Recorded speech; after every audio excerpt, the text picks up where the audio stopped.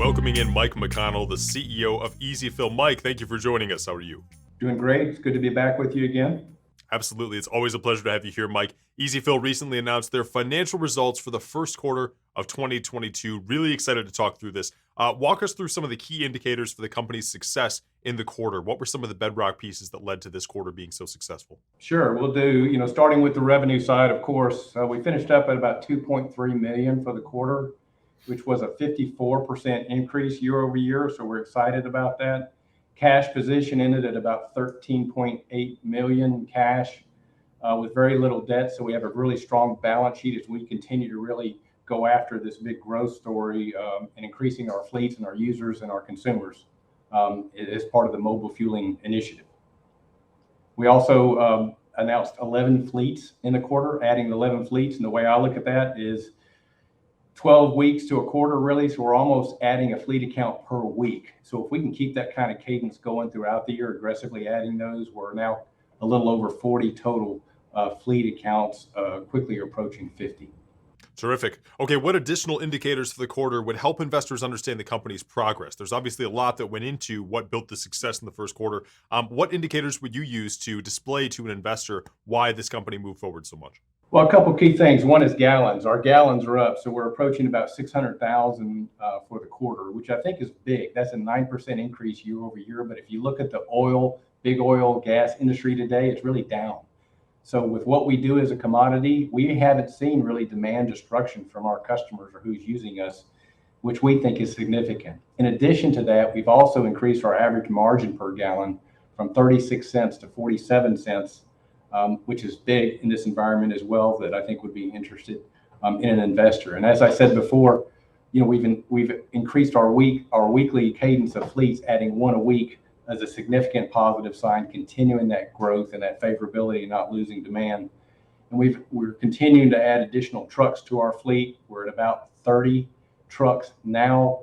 By the end of the year, we should be close to 50 trucks total in our fleet. And when all 33 fleet that we've ordered are fully utilized, that gives us the capacity to add about 350,000 gallons a week to our fueling that we have currently today. So a lot of good things as far as keeping this growth story going. That's excellent. Okay, and then during the quarter, of course, you also announced your first post-IPO acquisition of full-service fueling in West Palm Beach. What are the highlights of this acquisition? How does it help you set up your expansion plans in Florida, which is obviously something the company is very much focused on? Absolutely. As we're going north from Miami into Florida, Florida's a $20 billion fueling market, so we're getting great receptivity. What Palmdale did is their mobile fueling company was pretty small, about 2 trucks, but we got about 1,500 customers. That was pretty easy. The bigger part of that was they are a big wholesale fueler throughout Florida. So we've been able to partner with them as far as parking facilities, preferred access to fueling from a fueling source. For Tampa, Orlando, all the markets we want to expand in, they're in. So part of that acquisition enabled us from a partnership point of view to use their facilities for parking and to work out of. So it really helps accelerate our growth story throughout Florida, to utilize them and the resources that they have. So we can fundamentally almost do a grand opening in all these markets at once as we continue into the second quarter throughout 2022. Outstanding. And then some of your new fleet agreements announced during the quarter were with franchises of companies that you have existing relationships with. What are the plans to further grow your fleet customer base through those existing relationships? Is there any funnel that we can look at there? Yeah, definitely. We'll continue to leverage those. ServPro is a great example. 1-800-JUNK, Alto. These are some of the companies that have site and they're growing. And just to put it in perspective, ServPro, I think, has 135 plus locations just in Florida. So definitely part of our plan always has been to get with franchise players or people that are already in the markets we're in and to expand along with them.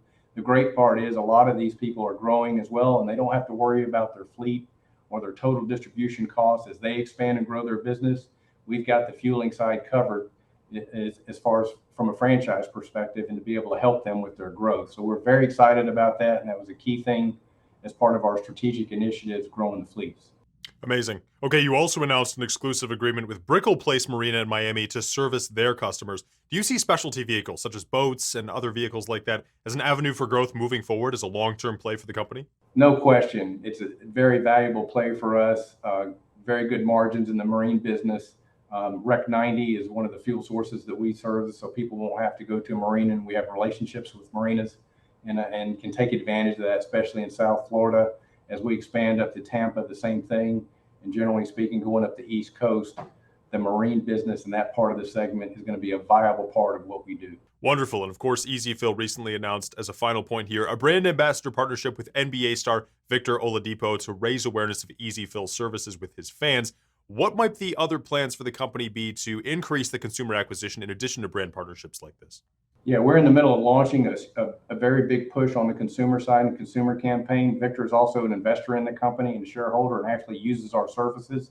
So leveraging those kind of social influencers is a big part of what we're going to do, in addition to outdoor radio, you name it. From the consumer side, we're going to continue to really push and grow that awareness, especially as we open up Tampa and Orlando. It'll be a big piece of driving our user base on the consumer side higher and higher each and every month and quarter. Terrific. Mike McConnell, CEO of EzFill. A lot of really exciting developments here. Thank you so much for sharing just a few minutes and talking us through some of the growth that's to come just the rest of this year and also in the first quarter of this year, all of the amazing success you've seen. Great. Thanks for having me. I appreciate it.